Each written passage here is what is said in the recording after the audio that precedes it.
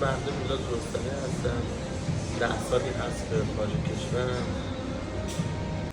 متولد 1965 هم. 6 سال مالزی بودم، 2 سال ترکیه بودم و الانم در حال حاضر 2 سال و چند ماهی هست که داخل عمان هم دارم آرایشگری میکنم.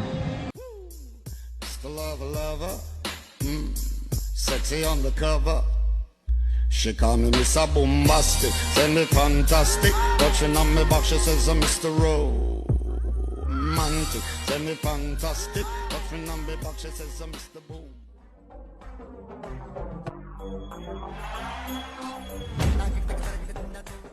نگاه استیل گنگو نگاه ترکیب و رنگو Yeah, you could be the greatest, you could be the best, you could be the King Kong banging on your chest, you could beat the world, you could beat the war, you could talk the God, go banging on his door, you could throw your hands up, you could beat the clock, you could move a mountain, you could break rocks, you could be a master, don't wait for luck, dedicate yourself and you gon' find yourself standing in the Hall of Fame, yeah.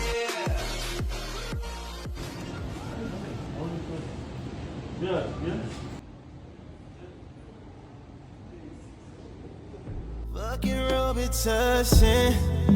I don't know why this shit got me lazy right now. Yeah, can't do Percocets on my leg. من 2021 وارد عمان شدم. الان 2023 تقریبا 2 ساله. تازه از تو مالزی من وارد قضیه شدم و گفتم احمد رضا جان نظرت چیه داخل عمان بیام کار بکنیم و توضیحات کاملی که به من دادی بهم روشنم کردید از نظر حقوق، از نظر اکادمیشن، از نظر تو قبلا به من مسیج داده بود. آره تو مالزی. دقیقاً گفتی میخوام بیام عمان. دقیقاً سابقه‌ای که دارم به صورت عملی بوده.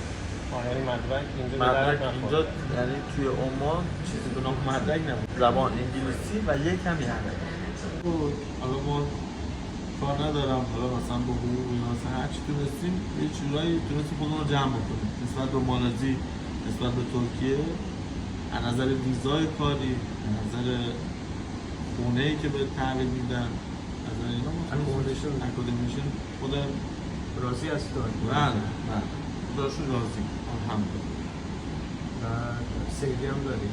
سیوی هم داریم. احمد رضا یه چیزی بگم، همه چی وسیع به خودت. بخوای به دقیقاً بخوای بریز به پاش بکنیم مثلا یه سیوی نداره.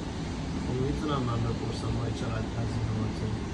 یه نهایتاً تو عمان که دیگه حقوق سالاری 300 تا بخوای بگیری 100 تاش دیگه نهایتاً دیگه خورد و خوراک و بگردی و نمیدونم گردش و این چیزا دیگه نهایتاً میشه 100.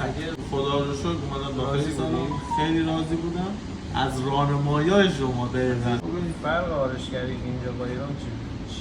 اینجا یه مقدار آرایشگریش دموده است احمد. یه مقدار سبک کاریش ضعیفه. مثلا حقوق تو آرایشگری تو عمان از 200 شروع میشه تا 300 الا 300. پس دیگه تو برندی داره که شما دارید کار میکنید. آرایشگاه برند مرخصی سالیانه میدن. مثلا در واقع آرایشگاه‌های ضعیفی که هستن هیچ تعلق نمیگیره، هیچ چیزی تعلق نداره بهتون. ولی در آرایشگاه برندی که شما بخواید کار بکنید در واقع کارفرما خیلی مهمه تو ما. آقا احمد رضا توی سالن‌های برند اینو من گفته باشم، توی سالن‌های برند معروف چه میخنده خدا رو کامل توضیح میدم. تو اکومودیشن اتاق مجزا داری؟ بنده بله. بقیه چی؟ بقیه بچه‌های سالن چی؟ یکی دیگه از بچه‌ها داره شعر اکثرا توی عمان شعر. اتاقا شعر؟ بله. پول برق و چیزی میدی؟ نه پول آب برق چیزی، فقط پول اینترنت و پول اینترنت خونه رو اینترنت خونه رو فقط میدیم و پول اونم مشترکه، یعنی تقسیم میشه بین بچه‌هایی که بعضیا هستن مثلا این شرایطش تو ایران خوبه، خب سالن دارن، بعد ما اون میگیم شما آقا نیا نیا زندگی کرده. نه گوش بده، میگیم آقا نیا، بعد طرف میگه که پس چرا خودت اونجایی؟ اگه خوب خب ببین منی که مشتری ثابت دارم، منی که 23 ساله توی ایران دارم کار میکنم، مشتری ثابت دارم، مگه دیوانم بلند کنم برم توی کشور عمان؟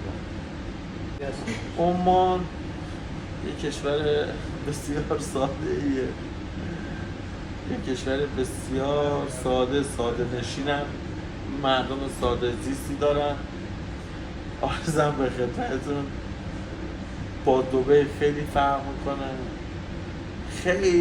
خیلی سفتی داره. سفتی منظورم اینه که کشور بسیار آرومیه، بسیار آرام، یعنی بدون هیچ دغدغه‌ای و میتونید توی این کشور راحت زندگی بکنید بدون هیچ دغدغه‌ای.